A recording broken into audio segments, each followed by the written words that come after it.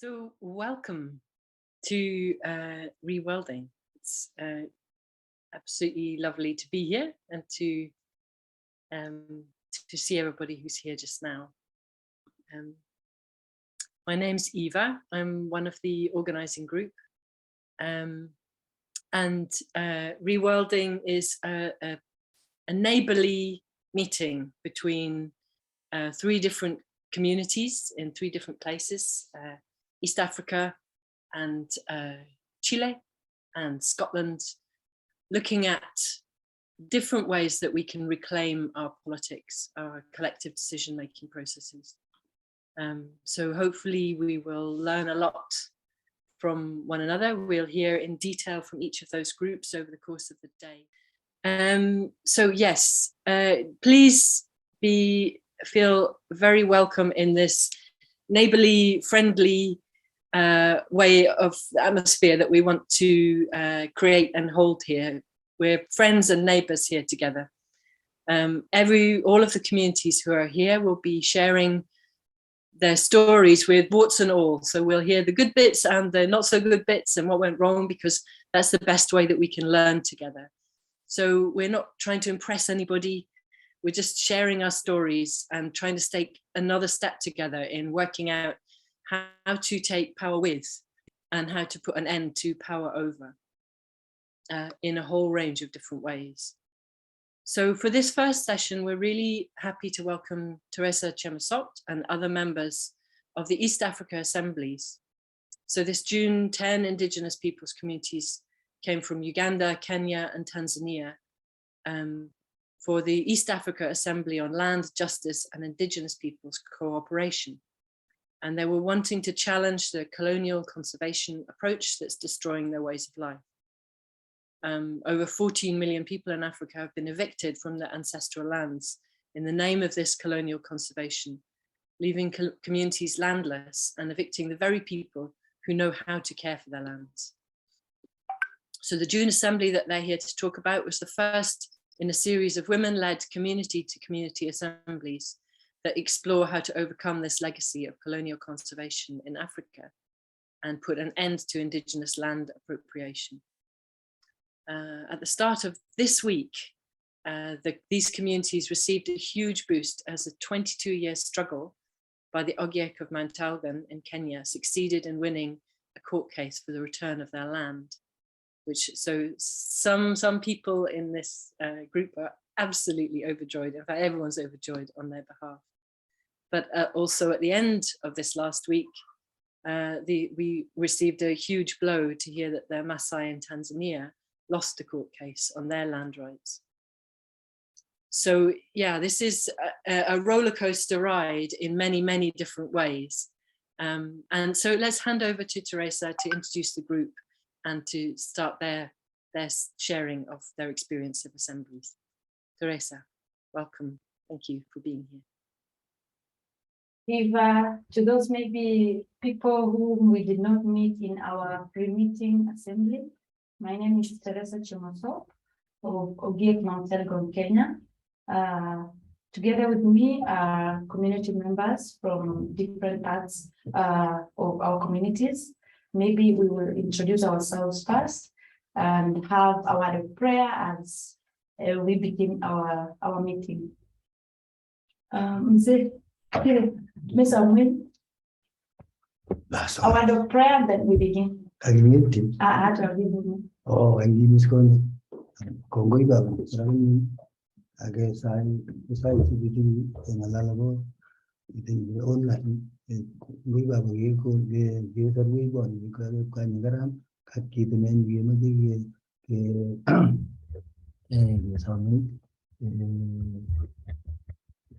como que ganan algo ni de que pero pongo es na le ko we got to go ni body da go go ba ba ku get to no ni ku ba ba ma ke sam ja dang ding ba na ko na ni ma ko go. Amen. Thank you. We will start from my far end, my left hand. Okay.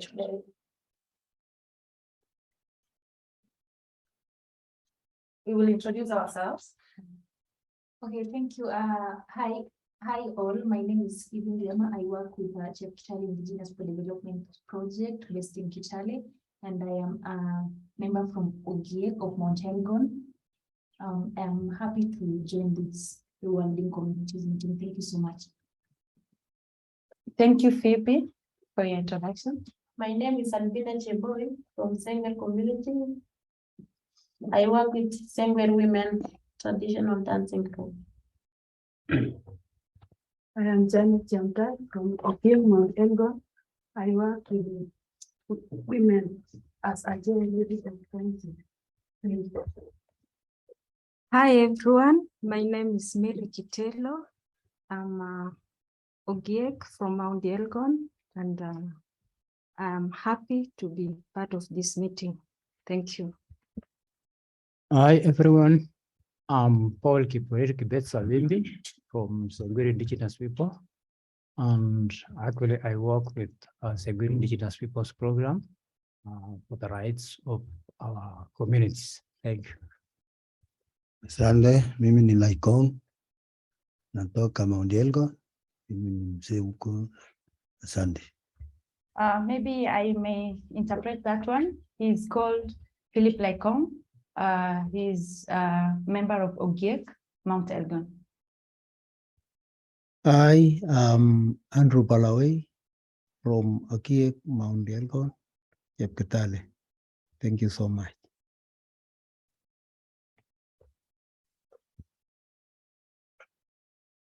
Thank you for introducing yourselves. I'll take this opportunity to welcome these good ladies and gentlemen for having taken their time to join our Reworlding Assembly online meeting. So as we began, I think I'll go by using the guiding questions, which say the first one being asking about why did assemblies begin and what led to the decision of maybe beginning assembly. I would say assembly in the first place began as a meeting between two communities. It was an exchange program. This was purely an exchange program for women. These brought two communities from Kenya and Uganda. That was sometimes February, the year 2022. I can say it was a successful meeting. It was a successful exchange program. Women were very happy. We came up with some thematic areas that women were able to point out that came up within the meeting. And this is governance and leadership. Women wanted to experience more of these programs, like workshops, having their own space. And we felt like, yeah, it was a fruitful meeting. So After the exchange program in February, we now involved 3 countries, that is Kenya, Uganda, and Tanzania, bringing 10 indigenous communities. Now this is being our first assembly, that it was held in Tanzania, a place called Simanjiro. The same meeting, I can say it was a successful one. It brought these 10 communities. Yes, maybe we did not travel as many as we would have wished because of some challenges, definitely one being the funding. So few community members from Uganda, Kenya, and Tanzania convened at Simanjiro, basically for our first assembly.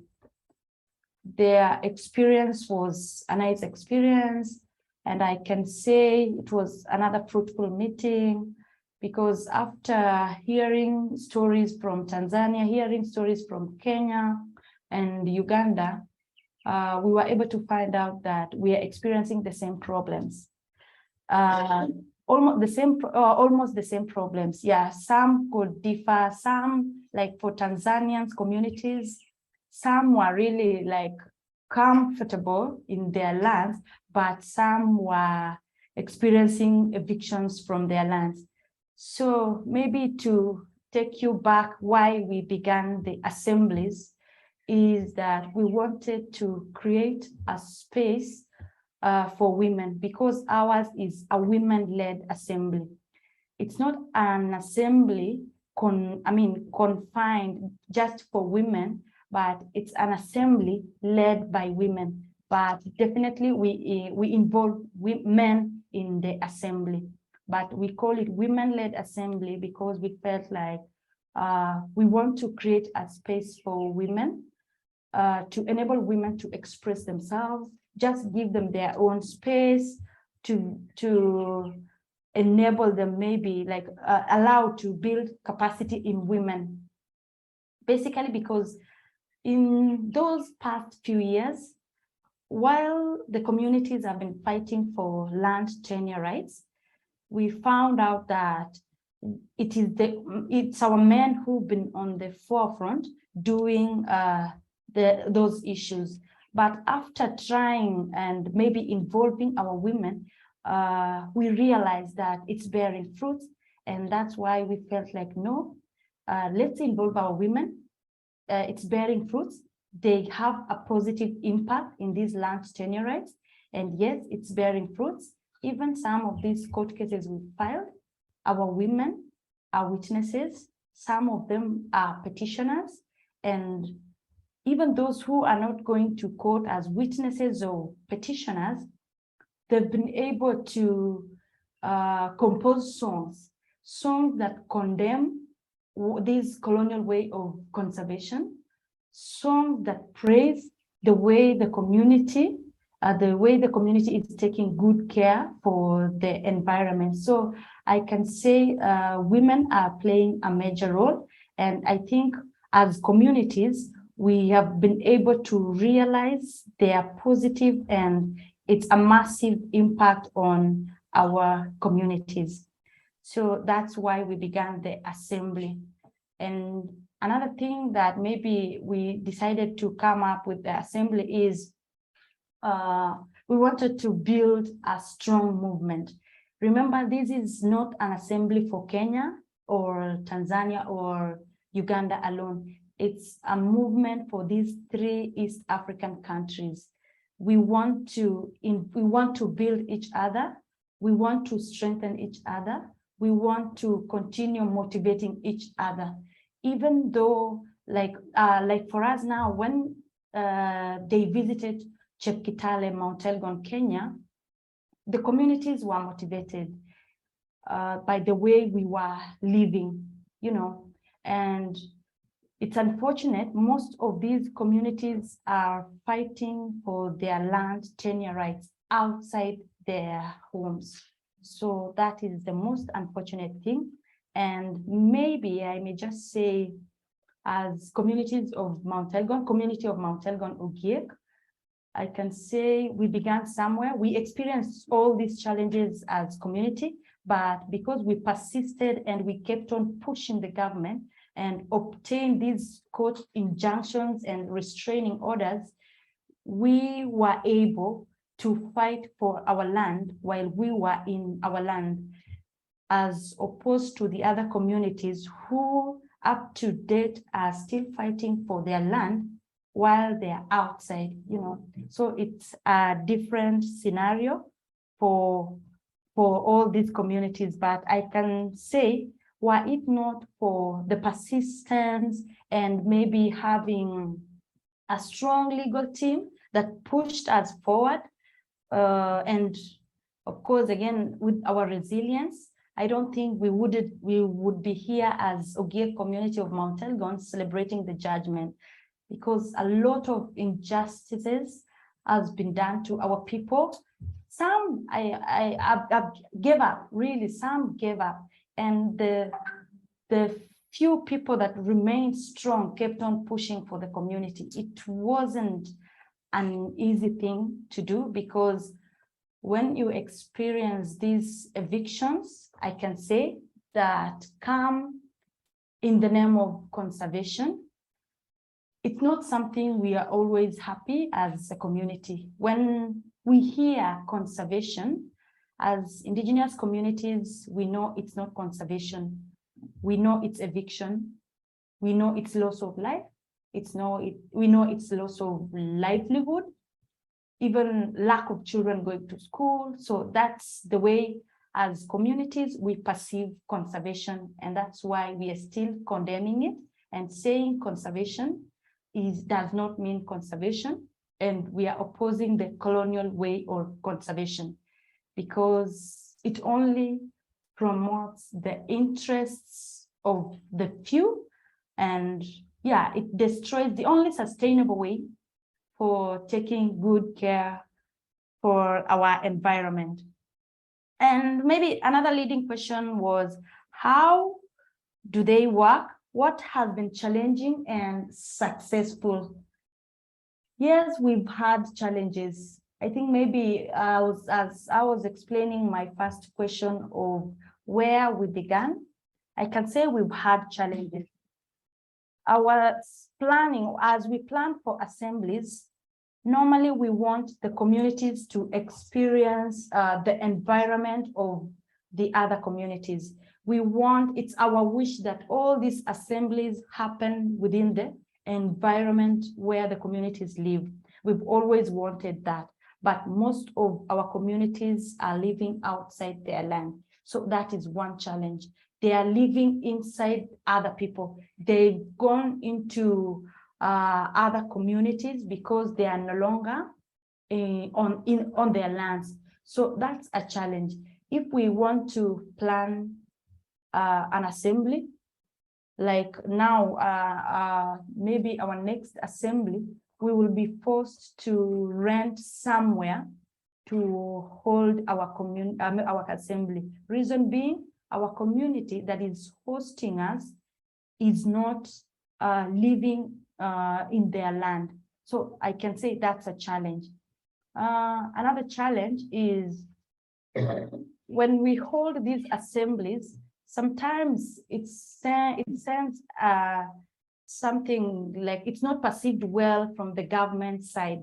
They feel like maybe are we doing a movement against the government's maybe wish or so. So we have to obtain all these going to security authorities offices to get permits. You know, the perception from the government is not good. Since they know they have deprived us our livelihoods, they don't take it positively when we hold these meetings. So I can say that's a challenge. Another challenge definitely has been finances. To our organizers, they've really tried. While we were holding the past two assemblies, it was not easy, I can say. While we were beginning to plan for it, we were planning, but I could hear Justin say, yes, we are short of this money.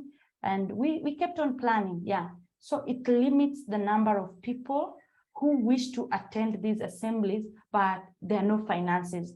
Honestly, most of our community members are willing to participate on all these occasions, even when it comes to attending court, but now because of lack of finances, we are not able to do that. We take a limited number, and yeah, that's what we do as assembly. We only scratch where our hand reaches. So that has been another challenge. I know maybe I may have not mentioned the challenges that are there.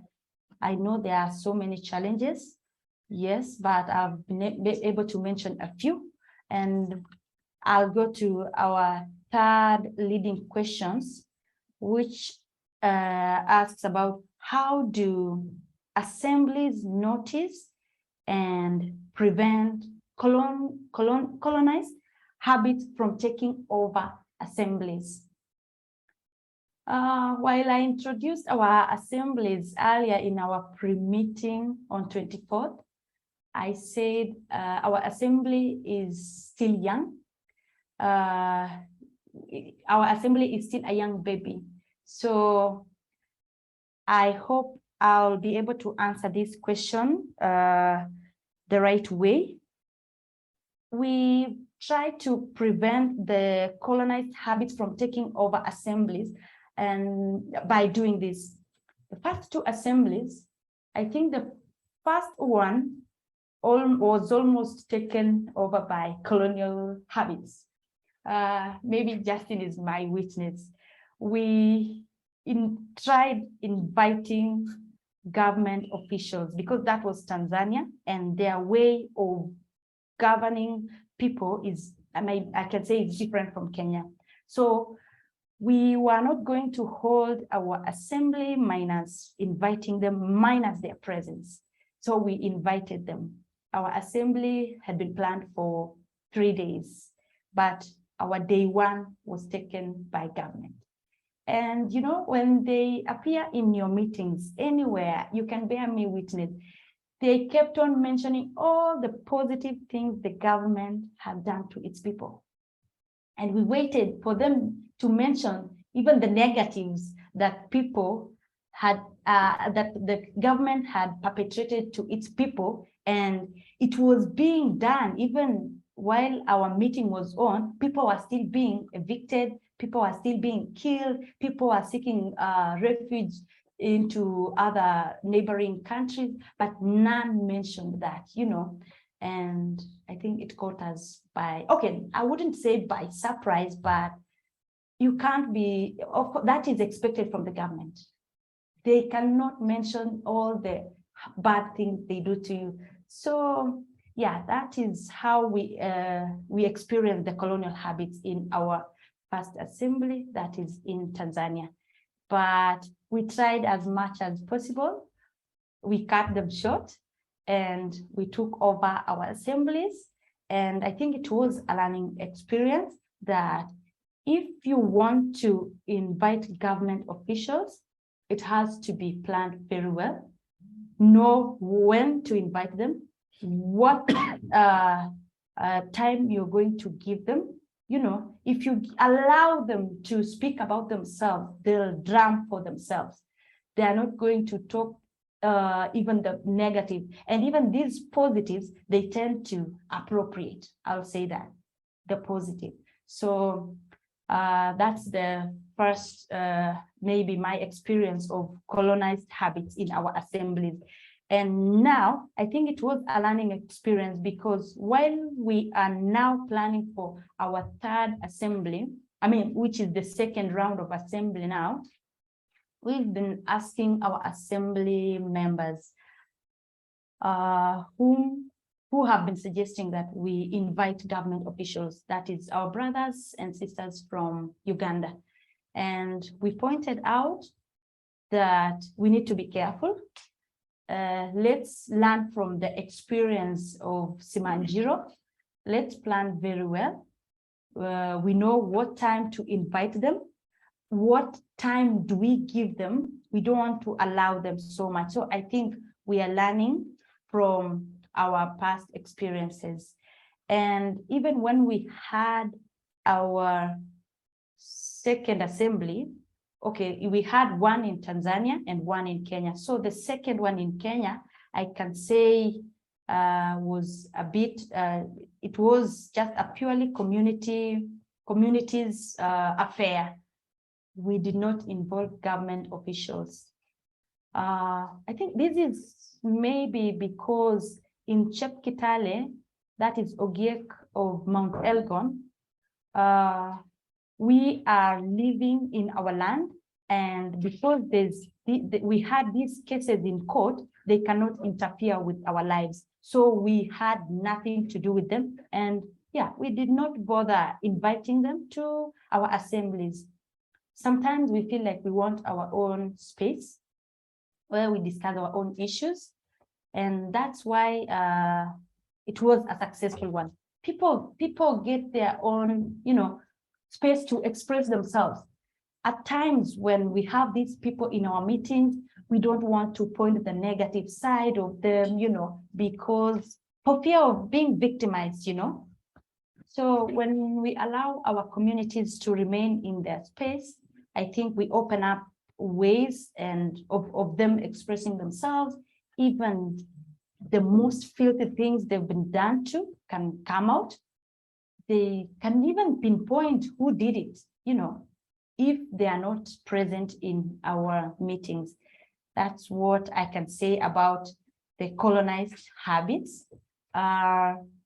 Another guiding question was about what have assemblies led to and what happens next.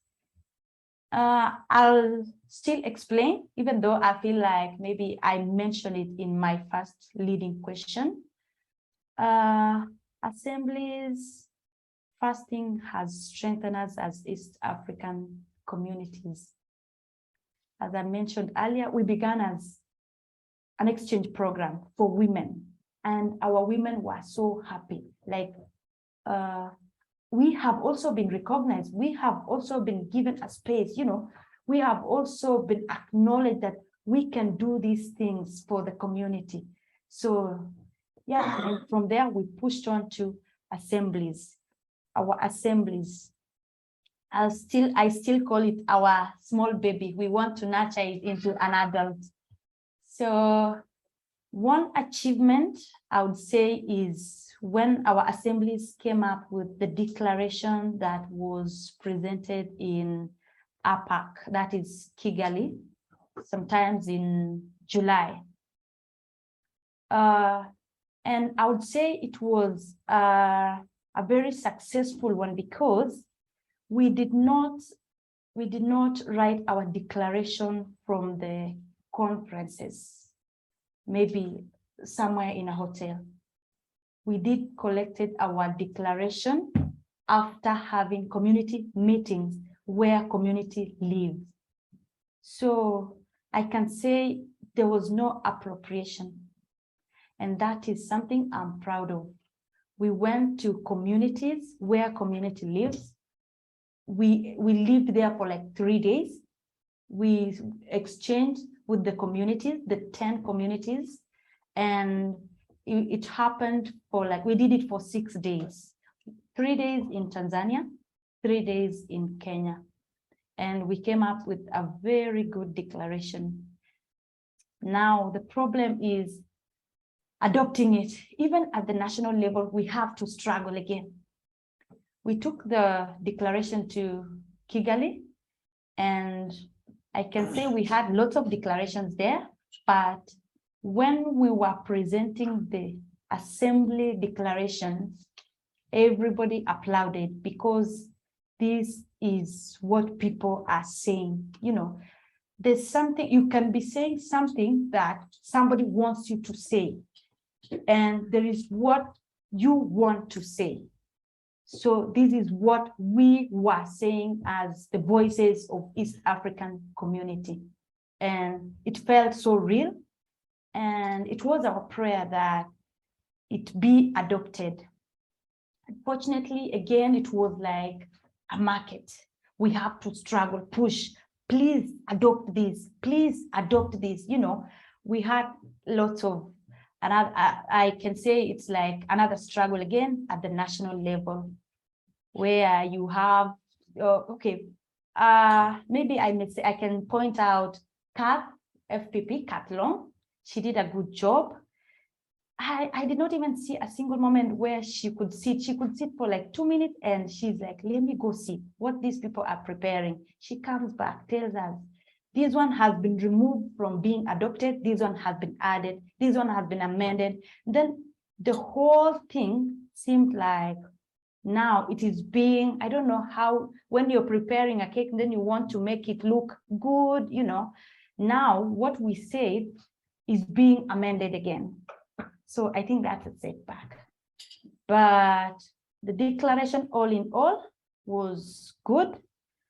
I congratulate the assembly because while we were opening our ceremony, which had high-level government officials, our statement as East African Assemblies is the one that was used to present at the opening ceremony.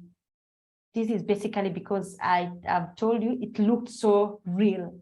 It's from the people. It's a voice from, it's voices from the community. So I can say that is the achievement.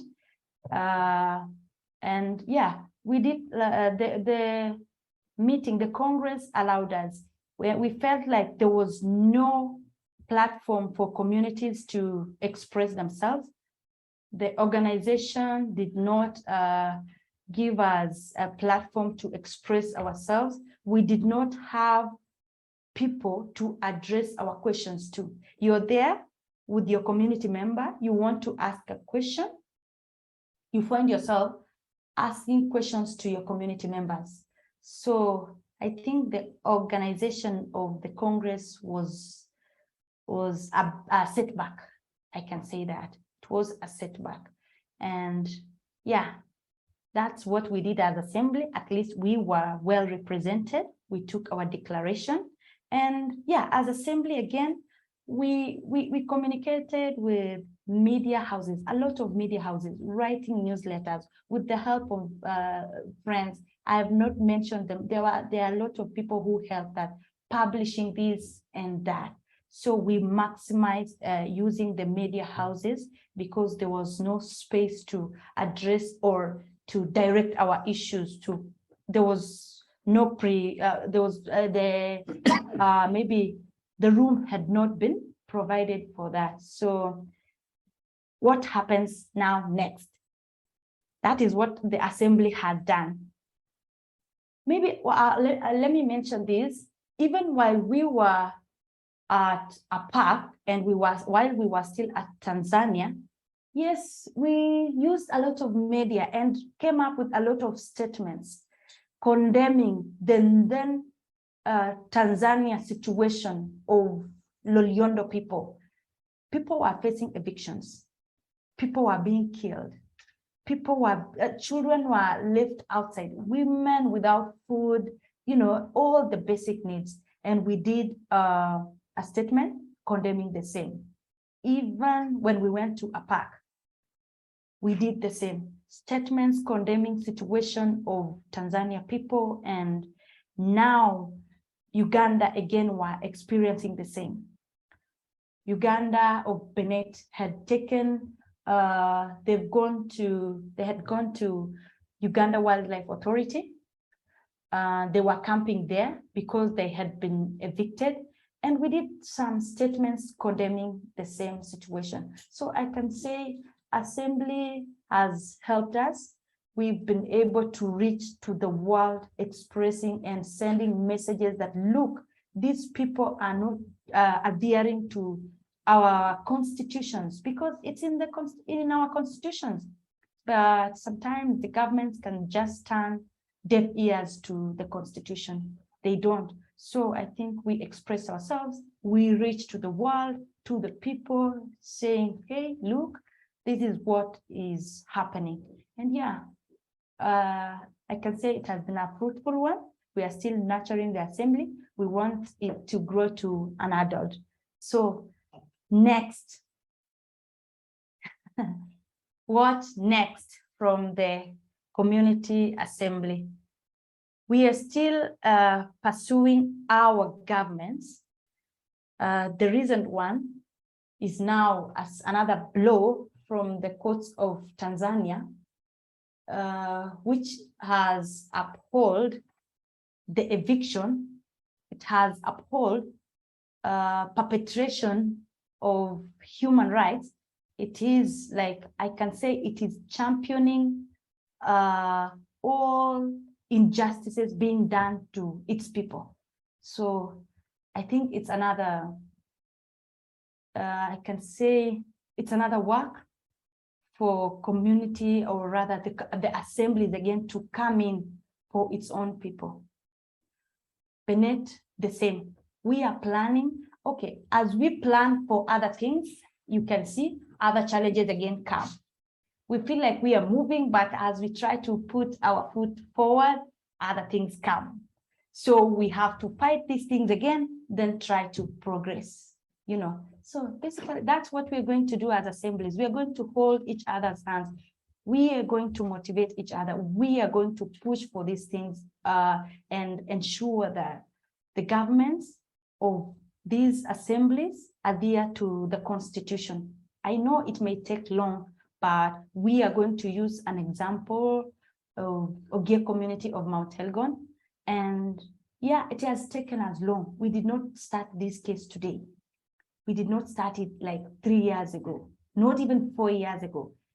We started long ago. And I think it is going to motivate our brothers and sisters from all over the world that, you know, persistence, resilience, as long as we are right, we are going to reap the fruits of our labor. And yeah, that is maybe the next move for the assemblies. So maybe I will end there. I'll be able to take questions later. According to the program, I don't know how many minutes I've exhausted yet. I will allow one gentleman maybe to speak, give us maybe the experience of the same assembly. If I've skipped anything, they'll be able to speak. If there'll be any translation, I'll be able to do it. Thank you. Great. I think actually what Chemosopt had said about the issues of assemblies. I think what I want actually to put on or to contribute is actually we are gaining a lot of experience from these assemblies. You know, when you exchange ideas and you understand how the other people on the other side of Uganda or Tanzania, how are they pursuing their land rights, their human rights, etc. And actually we discussed, we learned that actually in Tanzania, they are less so much disadvantaged. In Kenya, we are a bit advantaged because we have the constitution, but in Tanzania, actually, it was really very, very pathetic. Wow. Yes.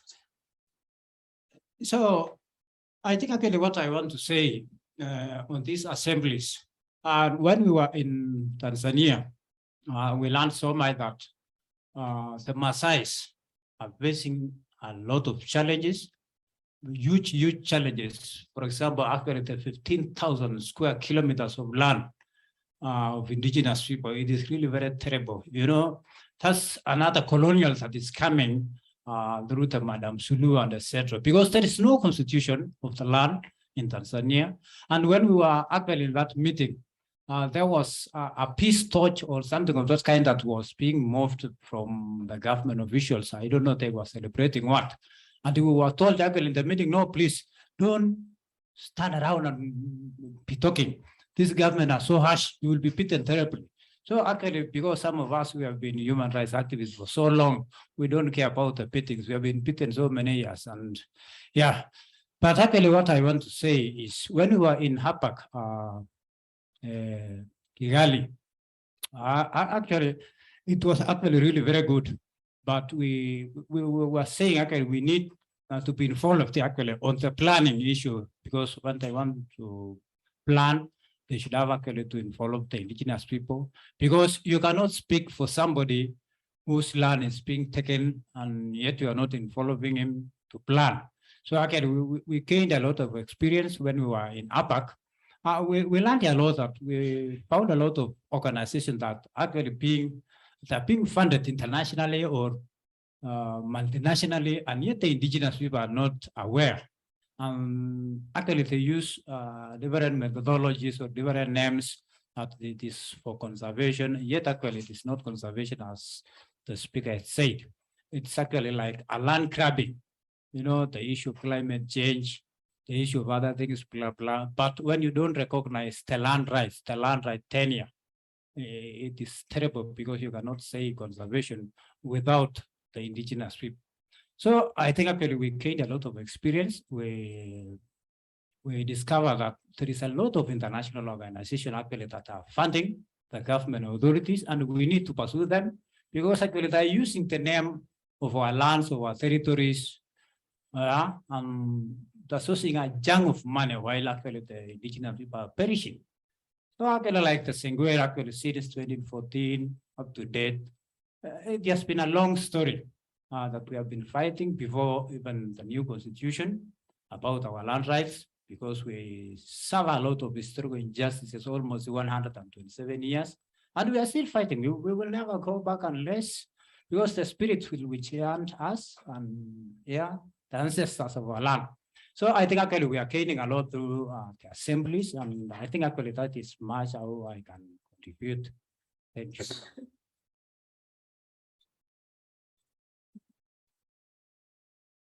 Thank you so much. That is Paul Savimbi, member of Senguer.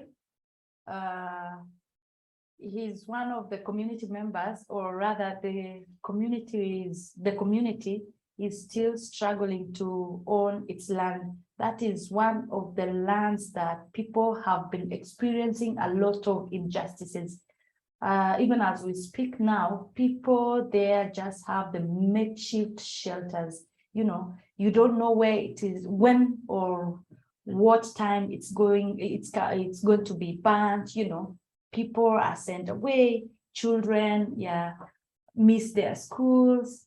I can say that is another place people are experiencing a lot of difficulties. And yeah, he's another community member that he's always been resilient. You heard him mention that he doesn't care about beatings. He's been in and out of these police cells just because of ensuring that these land tenure rights are addressed in his land. So he's one strong guy that I was always appreciating. So thank you, Paul, and may you keep up the spirit.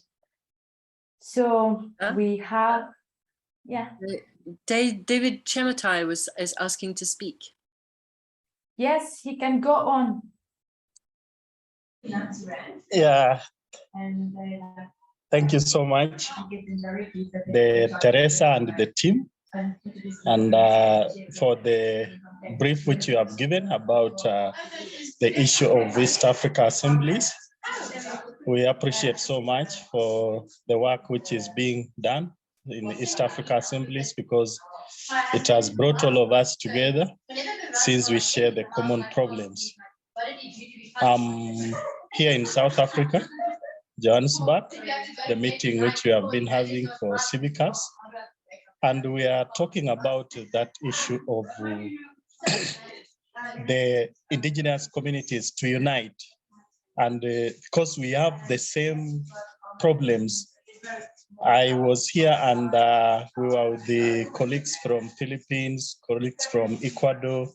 But when we presented our issues of indigenous in East Africa, we have the same problems, and there is need for us, all of us, to work together for the common goal of our community. And I appreciate so much, and I'm a member from Benet, whereby Teresa has talked about it, the issues which is affecting us on the issue of eviction, the issue of demonstration at the site where Uganda Wildlife Authority is still going on.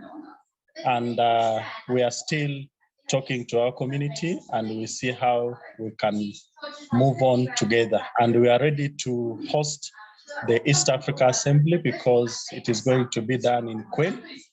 And therefore, we are ready as a community to host you and find a solution on how we can help each other. The ruling which has happened in our colleagues, our brothers in Chepkitale, it is a motivating thing to us because it gives us strength that the struggle should continue.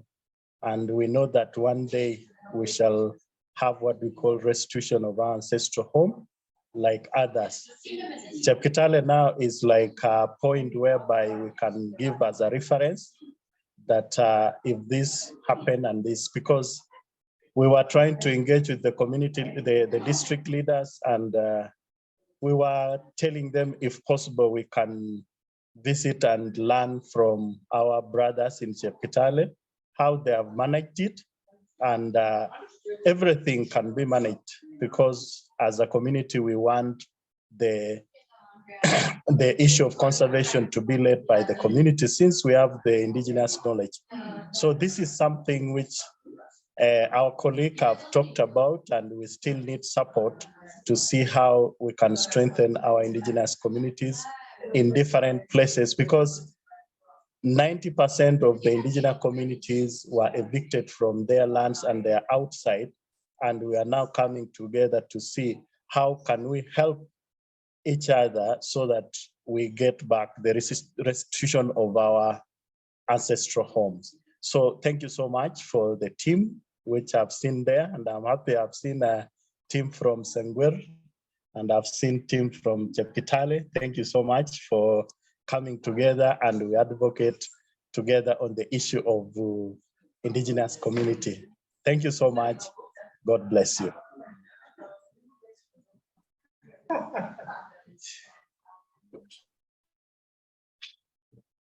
Thank you. That is David Chemosopt. Thank you for your sentiments. He's a member of rather Bennett community, that is just Mount Elgon, where we live, Ogiek of Mount Elgon, Kenya. It's the other side of the border. We even share one name. We have relatives there. So even if they want to come, sometimes they just come by foot because they just have to cross and enter into Kenya, or we cross and enter into their border. That is the community I said they took cover of the Uganda Wildlife Authority offices. They went there.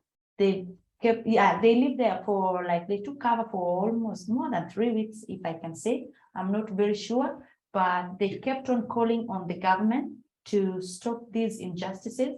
The community has been experiencing these rampant from their lands. And this is also one community member that I want to applaud.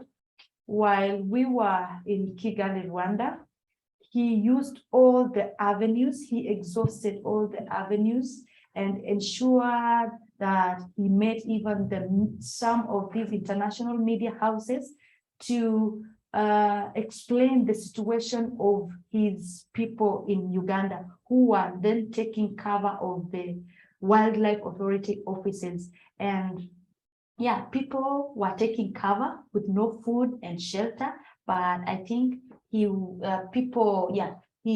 got funding and it was acted upon it very quickly. So I can also say he's been, putting the community's issues at heart. Maybe to add something very quickly about what next again, something just came up in my mind, and it's about, I'll still go back to the Ogiek judgment. I can say the communities in Kenya the indigenous communities in Kenya are now well placed. I was asking myself if the same constitution, the same law that was applied to grant us the judgment as Ogiek, we are going to push, we are living the same land and the same constitution applies to all of us. Why can't it be used to people of Embobut, Sengwer? Why can't the same law be applied to Yaku of Laikipia?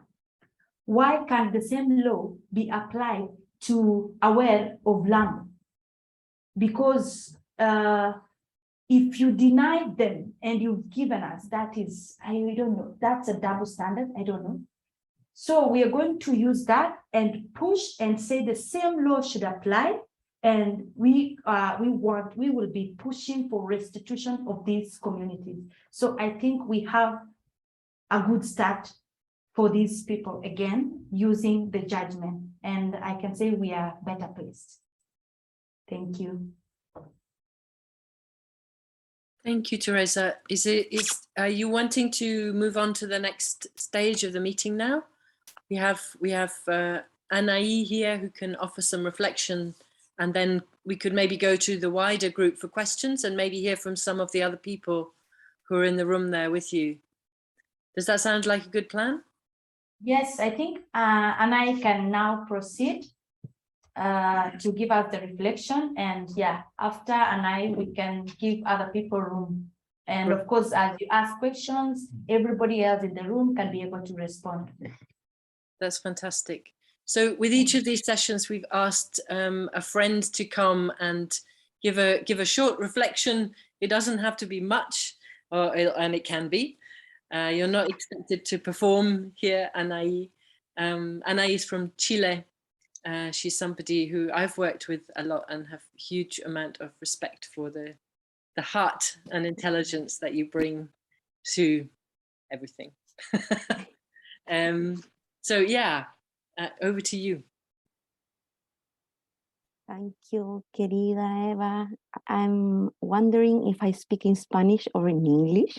In English? Yes? See?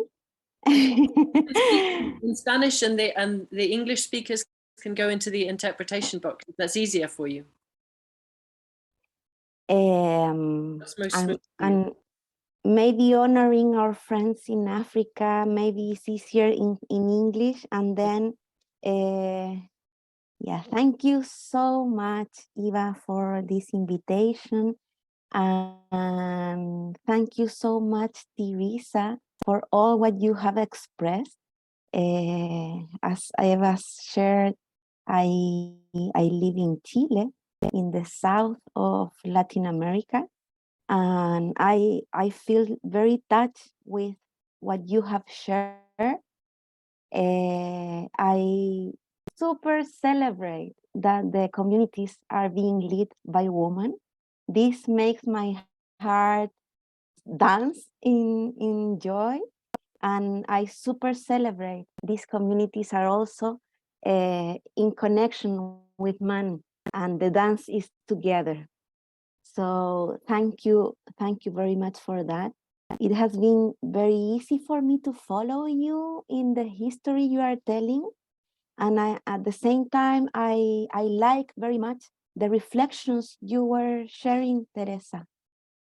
In between the passion, I can see the clarity of your words and mine, and it makes me so happy to know that we are different beings beyond being woman, willing the same in different places of this planet. And even though I can hear challenges cross around, my deep belief is that when we meet and express and listen as we are doing here now, somehow we are creating like a new collective narrative that transforms reality. So even though sometimes we can feel that the government is taking over one of the 3 days of the assembly, or that we again meet with the same difficulties, I believe we are doing a deep, mysterious web in the noosphere, in this collective mind of the global planet, that is transforming strongly. And I really believe in that. So thank you so much for developing all these assemblies that you and your friends, your colleagues there are sharing. I want to share with you all that when I was listening to you, Teresa, I have the image many times of a friend in Colombia that we have been collaborating for the same issues of decolonization. She once and again said, even though a lot of transformation is happening, we still have people killed. We have a lot of lack of the basic needs of food and shelter and health. And this needs to be said once and again to make justice. And I don't know so much about how it is there. I am super happy to learn more. Nevertheless, I want to share that colonization, at least from my perspective in this part of the South, was not only territorial, like was not only when the Spanish people came to get this land, it was also a colonization of the beliefs, of the religion, of the spirituality of our ancestors.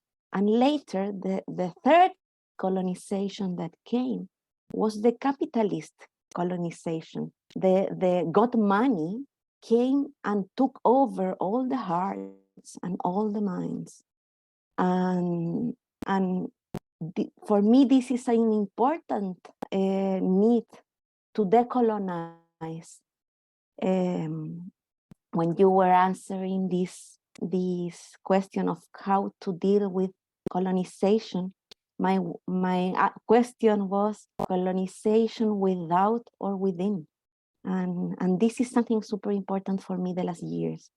Once and again, I keep asking myself, and inside of the teams which we work for the colonization, which are the patterns that we still have inside of us that are a colonized power on top pattern, and how we are in our behavior replicating the same that we want to transform.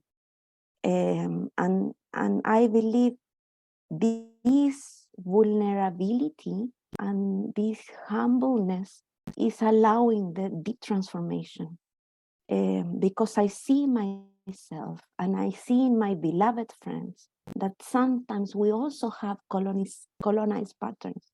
The colonization was so deep that it's not so easy. So I invite myself and I invite us to keep asking, if I want to transform something outside, I am transforming that inside. And I haven't yet totally decolonized myself. And I'm here in service to learn how and heal myself and us to find a way together. I have more questions sometimes than answers. So thank you so much for this. And maybe the last words I want to share is that I believe very much on connecting with the spiritual powers, the mystery, what is not seen. I believe we are super held and guided. And when I hear you opening with I don't know if it was a prayer, but with a connection, and ending with like a connection with the heart and with the power of the ancestors, I believe we are in a good trail, and I trust. So thanks so much for allowing us to make this more powerful, to making us meet. If the reworlding doesn't exist, it's so difficult for me to connect with Africa. I'm really on the other side of Latin America. I am in the Pacific Ocean. So thank you so much, all the team of the assemblies and Reworlding, for bringing us together and empowering the purpose. And un abrazo grande, mucho, mucho amor, and the stick back to you. The power, the love for Africa, all the years there. Mhm. Thank you so much, and I feel like we resonate a lot with you. Sometimes we have more questions than answers, but we do connect across all of these big oceans, and we hear each other. I want to check in with you now, Teresa, whether you would like to show a video. I have a 12-minute version, and I could also show the 2-minute version that we shared on Twitter. So before we go to questions and answers, if you like, I'm happy to share the video with people so they get a bit of an impression of the assemblies.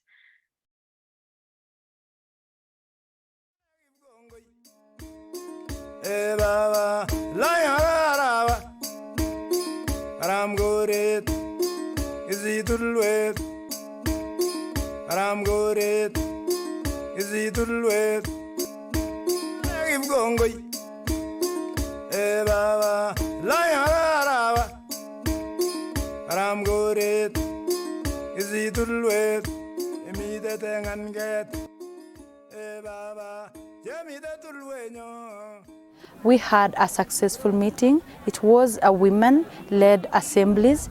It brought women from different communities, women from Ma communities, that is 3 communities from Ma, which is Loliondo, Ngorongoro, and Simanjiro, who are our hosts. We also had communities from Uganda, that is Batwa and Penet. Communities from Kenya were Yaku, the Ogiek of Mount Elgon, Ogiek of Mau, the Sengwer, and Aware, all communities from Kenya. Yeah, first of all, it's a very good thing because it assists communities to discuss issues together. There is a lot of issues that are similar.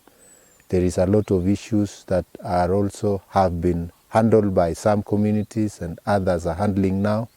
And the idea for the community assemblies is to come up with a shared future of how to address issues of similar indigenous peoples communities. So if I can give just briefly the 3-day program today, the first day, which is 17th of June, we are having a session where women and men can share ideas on land rights, on how they approach conservation issues.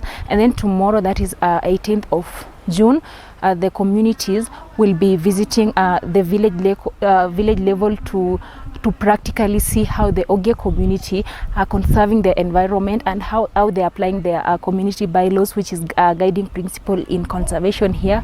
And the 3rd day, which is on 19th of June, it will be coming up with a shared vision from the communities, from what will be discussed from day 1 and what will be learned from village visitation and actual conservation visitation. So the 3rd day will be coming with a shared vision, which hopefully will be presented in Kigali, July, where it will be hosting the APAC. APAC is African Protected the Africa Protected Areas Congress, and we hope that we give our shared vision as indigenous communities, how we want to be incorporated and how we preserve our communities, since we believe we are the main conservators of the environment. I've come to know that we, the indigenous people, are almost facing the same challenge, more so on the land issue. We are just living like we are squatters on the world, like we really don't have where to settle. Like we are not human beings. After that eviction, we had the church organized us and other NGOs in other districts. They had to begin buying some land, but life was not easy, as we are not used to working, digging. Now eating, you had to work. In the forest, everything was for free. Honey, hunting.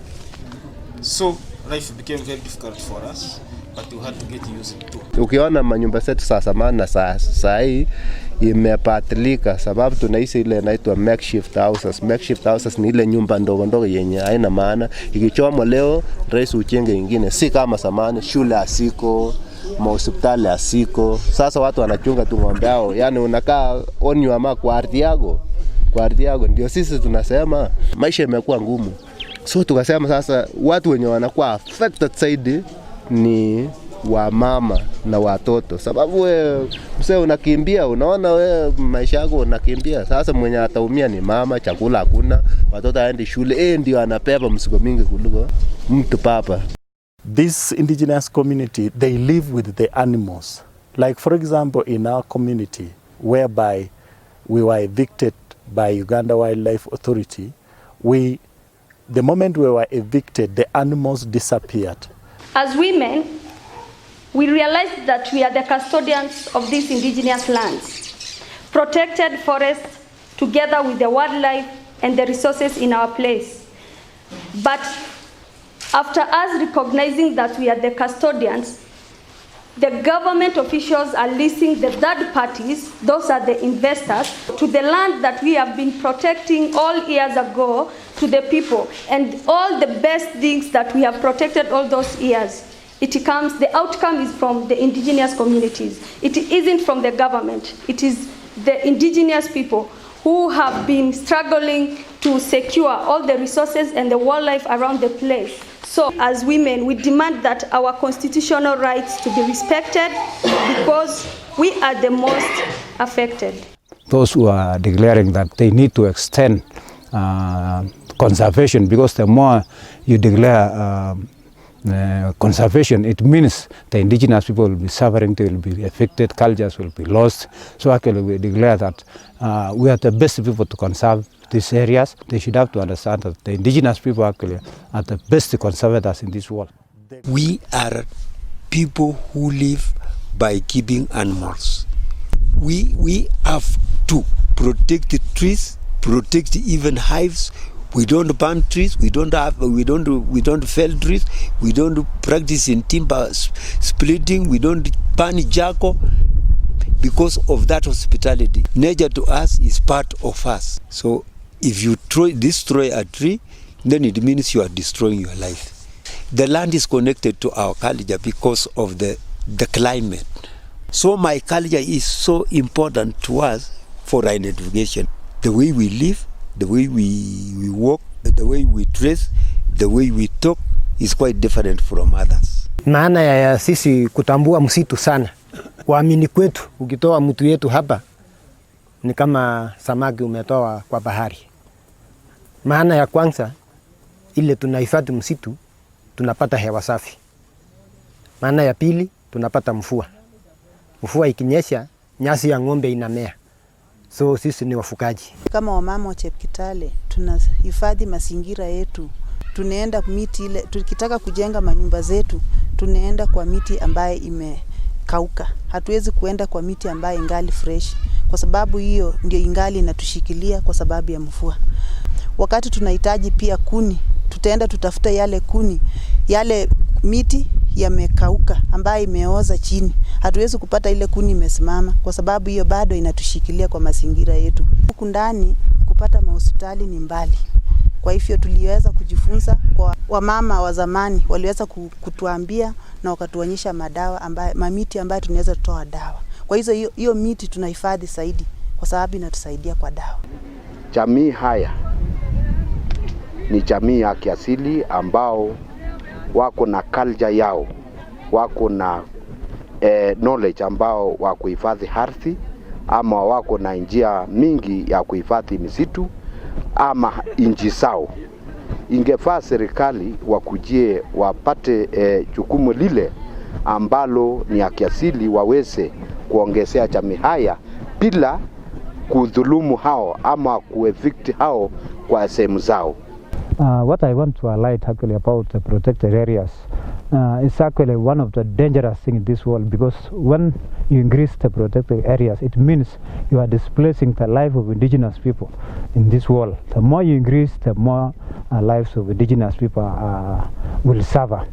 because actually the indigenous people are attached to their lands, their spirits are in their land, the sacrifices are in their land. So when you say you want to increase, it means you are displacing. You know, the indigenous forest, it is a balance of nature. When you remove one item, because we have wild animals, we have the trees, we have the indigenous people. So when you remove one item, that nature is not balanced. One will suffer. Come and do whatever you want to do, but don't touch the indigenous peoples.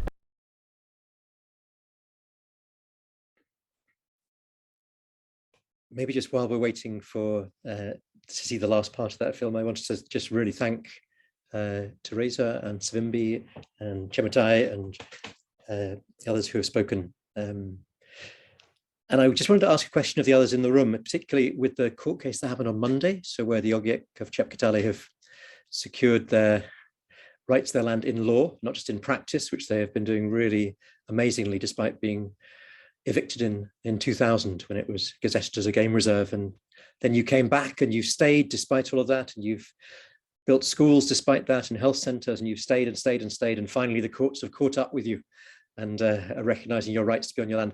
I just wanted to ask those of you who are from Chepkatale, so Philip Lycon and Andrew Catello and Janet and Teresa and Phoebe and Ms. Catello as well, just what's it feel like to have won your rights to your land back? Just wanted to ask some of those, Janet maybe, or some of those who haven't spoken, what's it like? A little bit of interpretation to ask the question.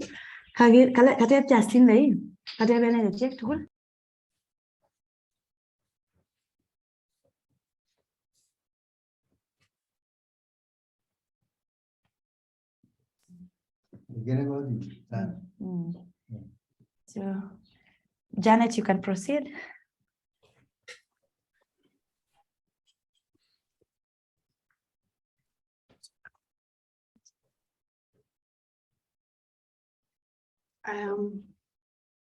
I have come back again.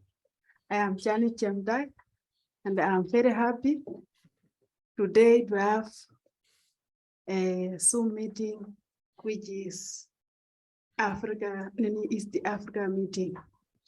I think, according to me, I'm very happy to see that we have won our case, and we are all and we are also praying for other community which they have not won.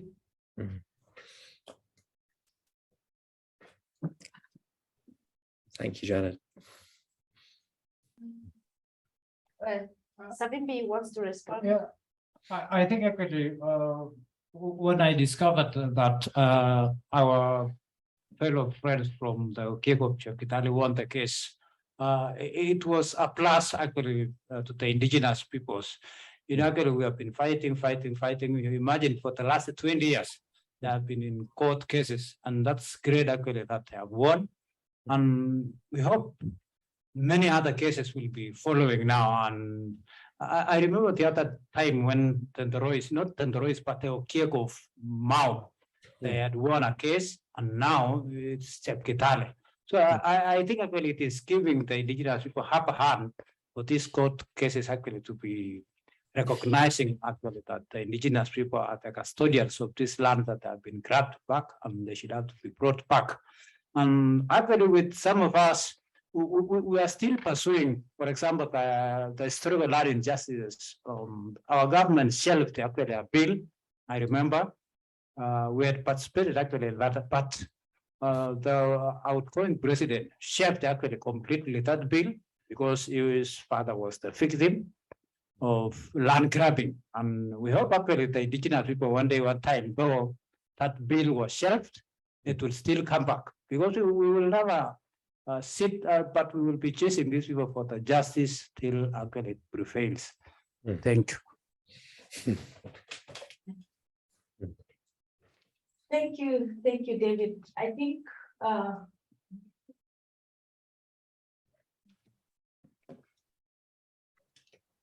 thank you. As community, we are very happy. I don't know how to explain it.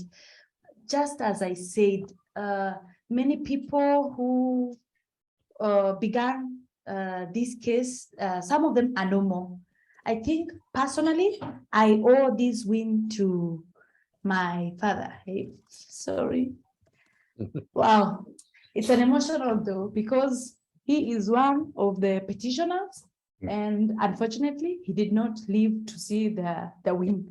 But yeah, I think I owe this judgment to him.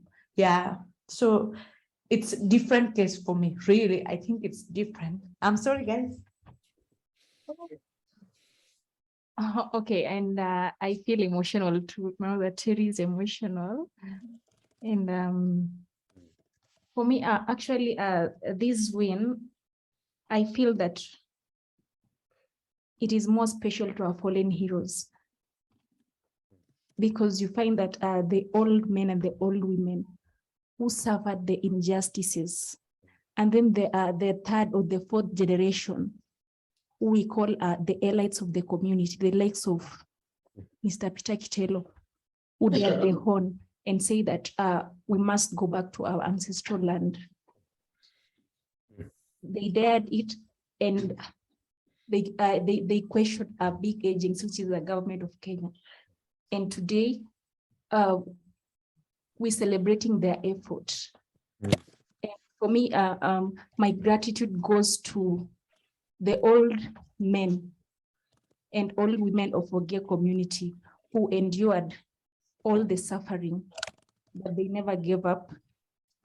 They pursued justice, and today, the fourth or the fifth generation is going to enjoy the fruit of their labor. We have two elders here from Ogier community. Personally, joining this office, this CIPDP office, was just an adventure of me to get a place that I can express myself. I can express myself on behalf of my community, to ensure that they enjoy their resources freely. And I've been seeing some elders. It is not, we have several cases just trying to pursue justice as Ogier community. And I've been seeing some elders, two of them are here today. And to me, I can just tell them that we're grateful and may God bless you. So this win is for them. Thank you so much. Hello, I'm Albina. What I can say is that God is faithful. Thank you so much to Forest People's Program and other donors for supporting Indigenous people.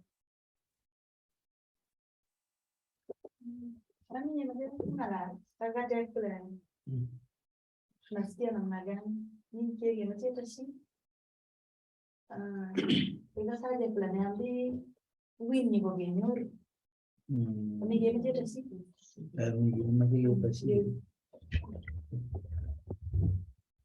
Si we kiso.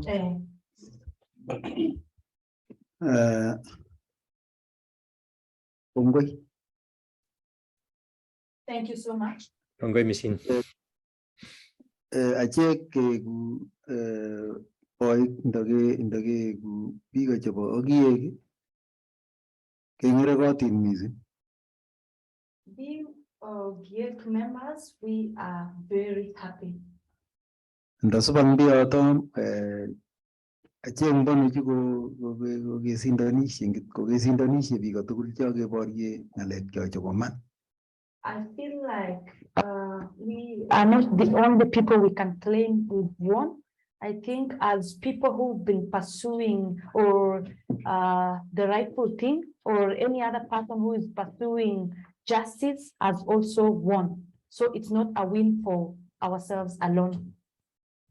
Kuni mbangeta bia jomi ko boryo komba chebia kulo borye bi kunyor manda nyengwa ke bonde ga che boryo no to tugul kut ke nyoru ya ga ke sulda tugul ke nyoru gorenyo bas ke ngere tugul ke tinge ange mwa gele kongoi.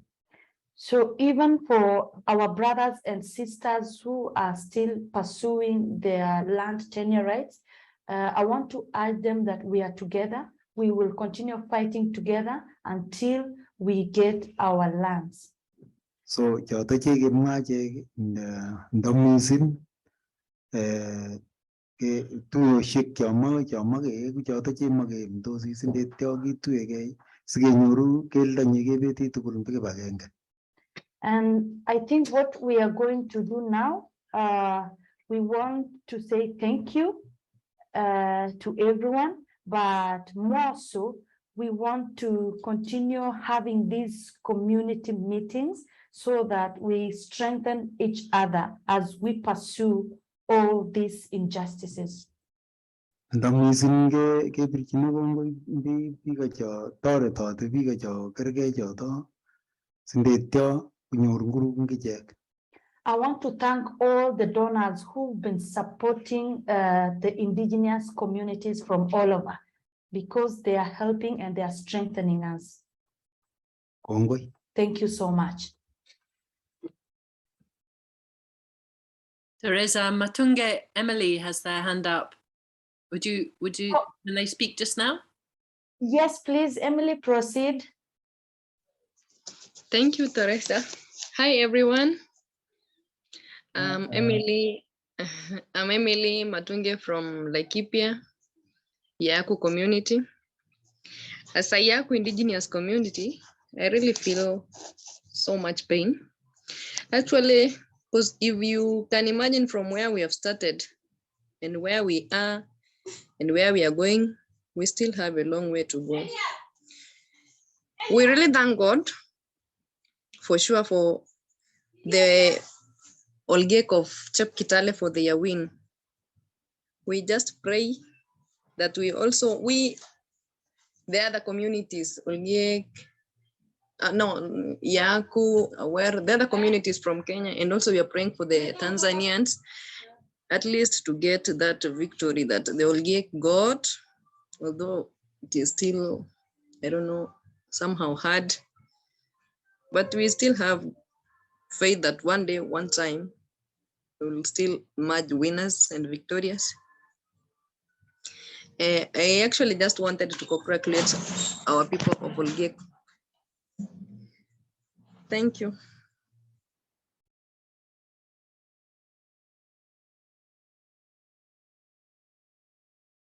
Teresa, we have about half an hour left. Should we ask whether there are other questions from the group here?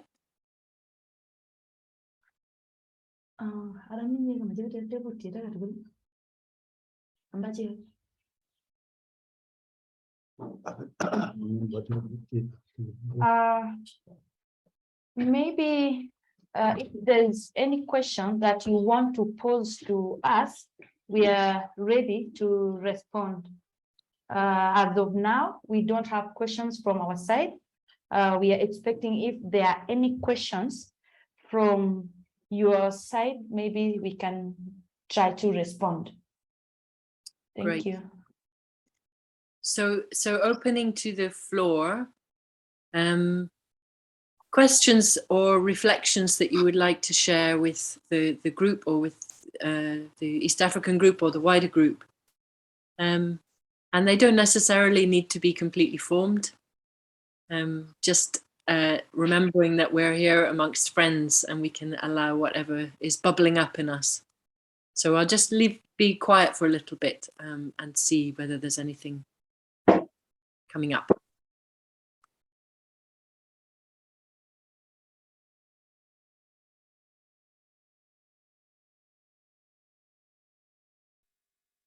One thing that stands out for me, and I think is really special, is the ignoring of the lines on the map drawn by some civil servant in London and working across those boundaries that shouldn't exist.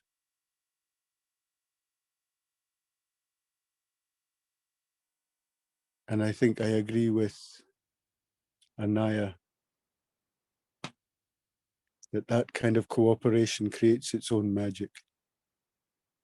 More power to you all. Thank you.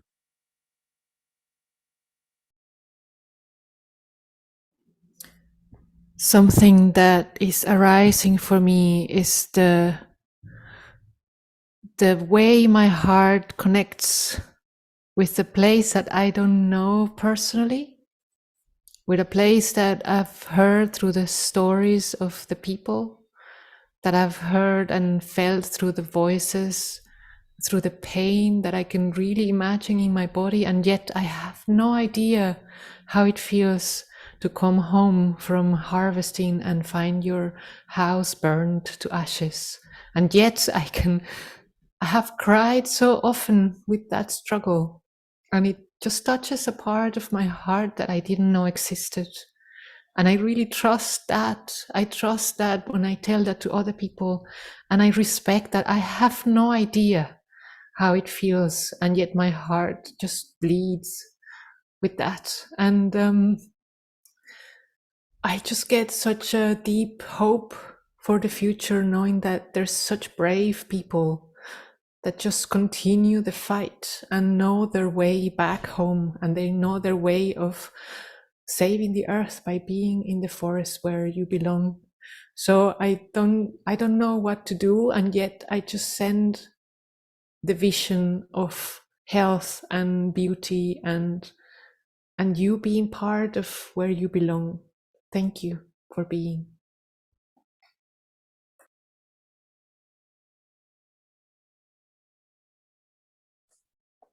I have a question to Teresa and the group. The win, does that give the community the ownership of the land? And then how is that followed through for future generations? Oh, thank you so much for your question. If I got it right, does the ownership now goes to the community from the judgment? The answer is yes. Not only was that said in the judgment, but they were also condemned for having deprived the community their ownership of land when the Constitution stipulates it very well. So it is not something that it just came recently to the Constitution, but about issues about trust lands has always been in the Constitution, but the government, because of its own interest, decided to trade our land. So they were condemned for having done that. I personally expected the judgment to pay the community the damages, because all this time we've lost our livelihoods. There are things we used to do and we were deprived of a lot of things. I expected the judgment, or rather the court, to grant us damages, even though that one did not happen. But according to your question, yes, ownership goes to the community. And the second question is, how is it protected to the future generations? How is our land now protected to the future generation? If I can tell you, we've always taken care of this land. Even without these orders, even without anything, we've always taken care of it, because this is our livelihood. And we have done this using this indigenous knowledge. We have done this. The knowledge we've been using had not been documented during those days, but in this generation, we decided to document our bylaws. So by using our bylaws, I know our land is going to be protected even more than we used to, because now we have the power more than we used to. So I think that's how we are planning to protect this for our future generations. Thank you. Yeah. That gives me hope. Thank you. There's another question from Callum here.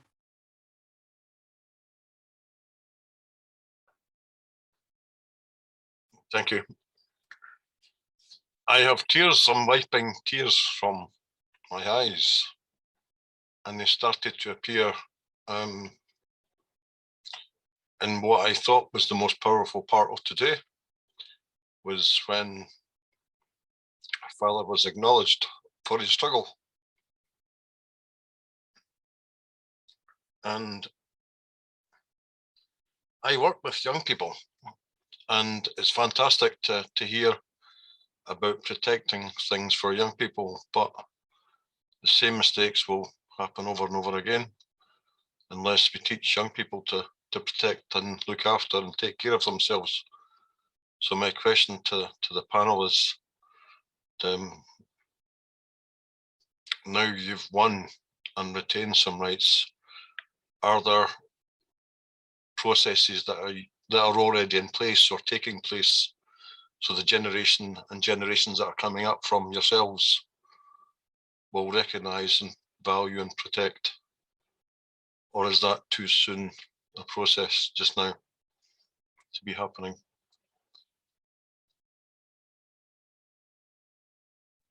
So I will interpret your question. If I got it right before I interpret, because at some point I felt like you are disappearing. The voice, I couldn't get it very clear. So if I may ask again, are you basing on if the population increases, what are we going to do? Is that your question? No, I work with young people. All right.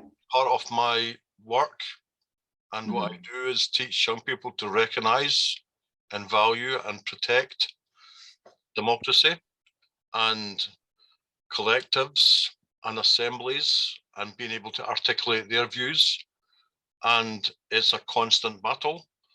And so what I'm asking is, now you've made some victories, how are you working with your young people? And if you are, and what are you doing so that the gains that you have gained are not lost and they're valued and kept? You talked about protecting, but so I'm talking about across generational, so that when you are gone and the protections can be knocked down and changed. So it needs a constant cultural system or value that the losses that have taken place in the place will never happen again. Do you have assemblies for young people, or are there assemblies for young people? Thank you. I think I got you now. You've been a bit clear and louder. So gotten your question. How are we involving, or rather, while we are doing this, are we trying to involve our young generation? The answer is yes. Even if you look at our panel now, it's like it's half young generation, half the older generation. We cannot move alone as young generation. Neither can they move alone as the older generation. We consider our older generation as the store of knowledge. That's where we gain our experiences. Most of these cultures we learn from our older generation. And we are using more of our older women and men to transfer this knowledge to other or younger generation. It's being done, it's being practiced. We have these meetings we hold for our youths.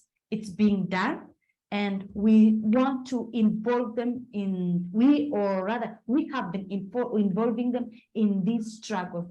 So they have not been left behind. And as we progress, I know we are learning as youth from our people, even the other knowledge, even the skillfully knowledge, doing the basketry and the handcraft things. we are trying to learn as women, rather as young generation. And we have documented most of these things. It's in books as Ogiek. Basically, maybe I can use it as an example. We have come up, or rather we are trying to come up with a teaching resource, a book that is teaching vernacular. We don't want to lose our language. And I think that is one of the things we are involving the younger generation.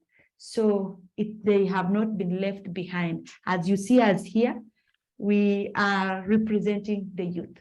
So it is well taken care of. I hope the question is answered. Yeah. Phoebe can add something about the same. As a young person, I want to add that we're not being left out by the fact that we are a practical example. We're doing mapping, like how we're doing our advocacy issues and how we are controlling our land is through a mapping process.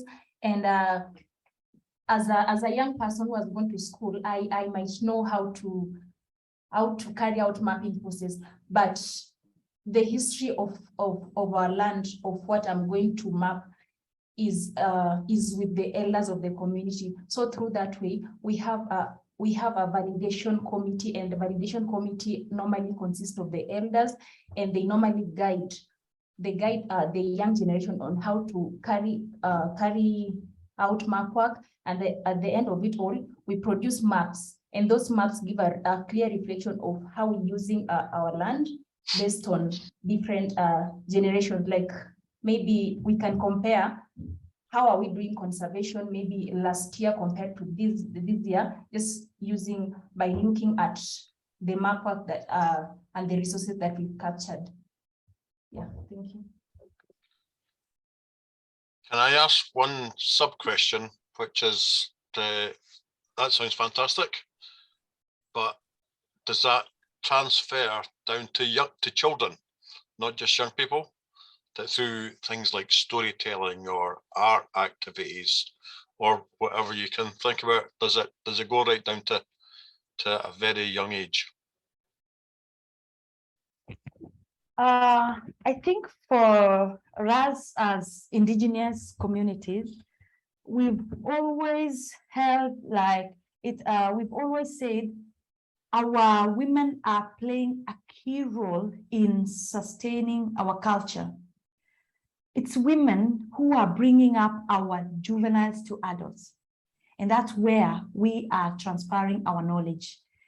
We value them. And we cannot say it's only the young, maybe the youthful generation, because they are able to attend these conferences and so forth. We are transferring, or rather learning our cultures right at our places of birth. So it is, this knowledge is being transferred from our mothers to their own children. So basically, women are the culture, or rather the culture sustainers in our community. So I don't know if I've answered your question about the younger, or rather the babies. You did, yeah, perfectly. Thank you. I was kind of hoping to hear about youth and children's assemblies, and if they were happening, but the way that information is transferred across the generations is universal to some extent, and that I organize assemblies for young people, which is why I was particularly interested. But thank you.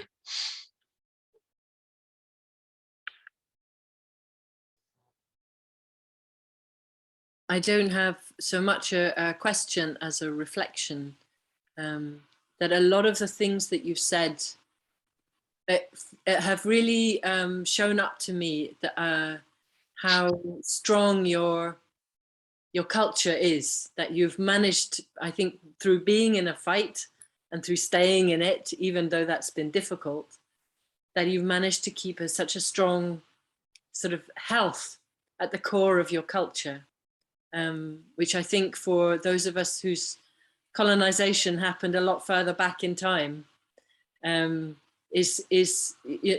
sometimes feel like it's lost, you know, or that it's very, very hard to connect with a cultural health certainly in like the place that I live in. I have been really struck by some of the things that you've said that has made me feel what a good job you've done of keeping together and keeping that core of health in spite of all the difficulties.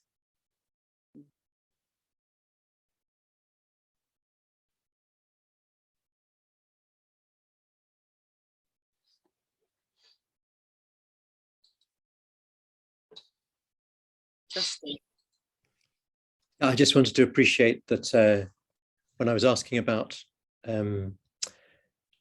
asking particularly those of you from Chepkitali how you felt, your replies were about wanting to encourage others and support others, and that the struggle isn't over, that it's over for us all. And I really appreciate that. Just a comment, and thanks.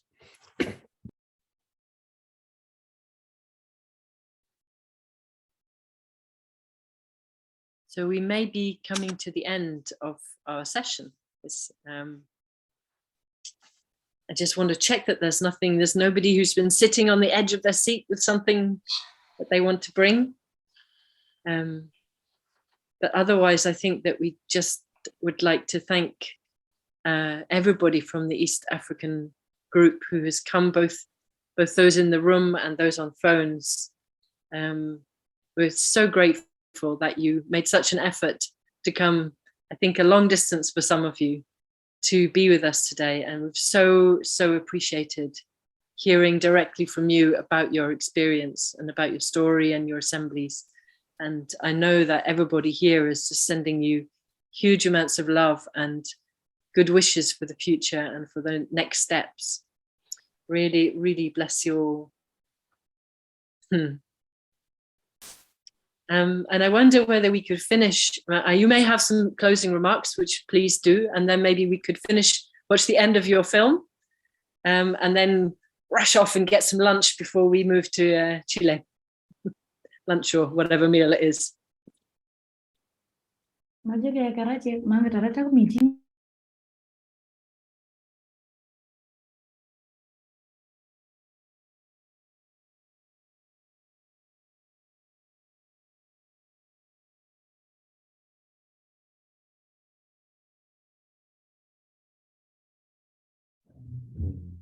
Then I got around justice.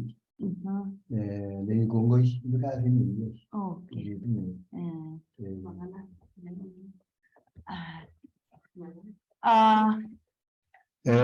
One Mzee Philip has, I think, a parting shot. He's still happy about the judgment, so he has something to say.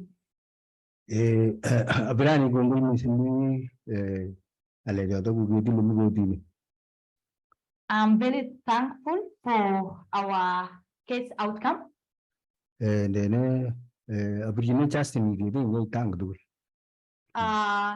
basically, I want to thank Justin and the legal team as a whole, whom we've been together in this journey. They have been a great team. It's them who have held us strong and maybe motivated us. And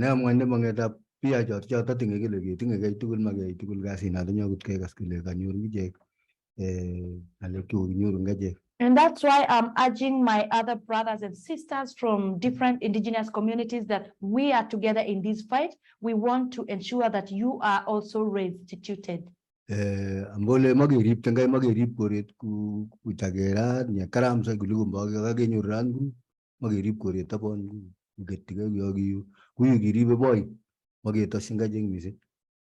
And I think because of our court outcome, we are so motivated that I think we are going to even do more of taking good care of our environment, because now we have the power.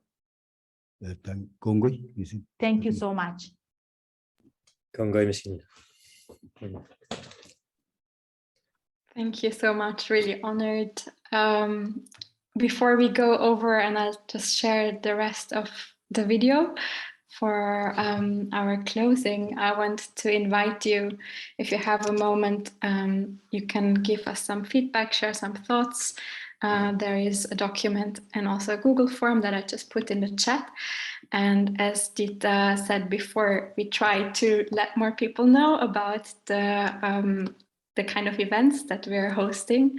So if any one of you is willing to stay on after we show the video, after this session is closed, to just say in 1 minute how it has been for you to be a part of this, that would be lovely. We will record you and create some short video to share the word and show the world what we're doing here. Thank you. And with that, I'll get the video set.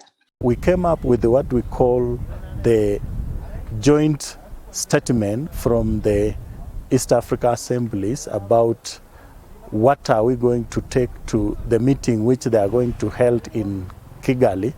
And the women as well as men came up with several issues. One of the issues is that the government should identify that the land which they are conserving belongs to the indigenous community. And if they want, they can conserve that land together with the indigenous community because they have the knowledge on how to conserve the land. And as we go to the APAC in Kigali, whereby the issues of, they call it in quotes, conservation are being discussed, or protected areas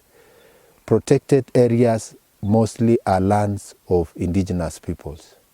And to just put the context, only 0.5% of lands in Africa that are referred to as protected areas are the ones whereby communities are doing. So with the target that is being set of that by the year, I think 2030, we should have 30% of the land under protected areas. If the same statistics are to go, that means that it will only be 5% of the total land mass would be areas that are protected by indigenous peoples.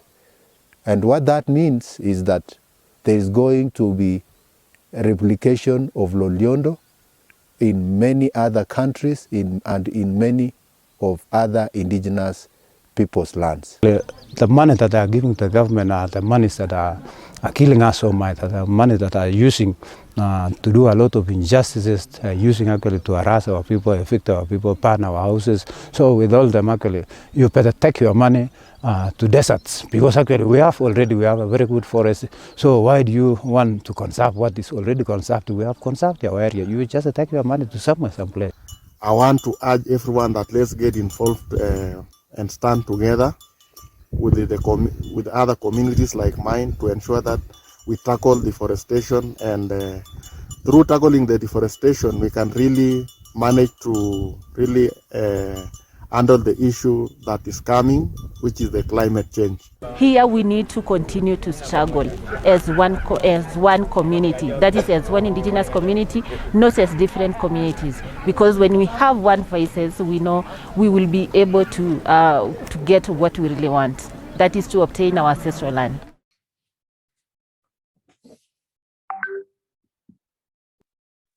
Any more logistical things before we close? No. So maybe if people want to open their mics and say goodbye, say thank you to the East African group, and then take a little break before hopefully joining us again for the Chilean session in exactly half an hour. Bye-bye. Thank you. Bye-bye. Thank you. Thank you, everybody. Thank you. Thank you. Thank Thank you you so much. Wonderful. Okay. Thank you. On yourself, East Africa. On yourself.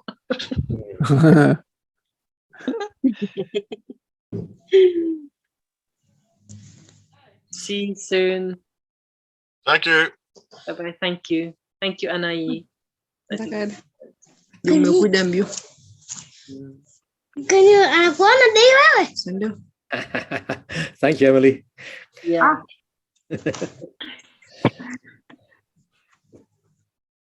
Thank you, Teresa, and thank you, Lycon, and Andrew, and Svimbi, and Phoebe, and Katello, and Janet. Thank you all. Thank you, Teresa. That's very powerful. Thank you so much. Kongoi misin. Hey. Asante sana. Asante sana.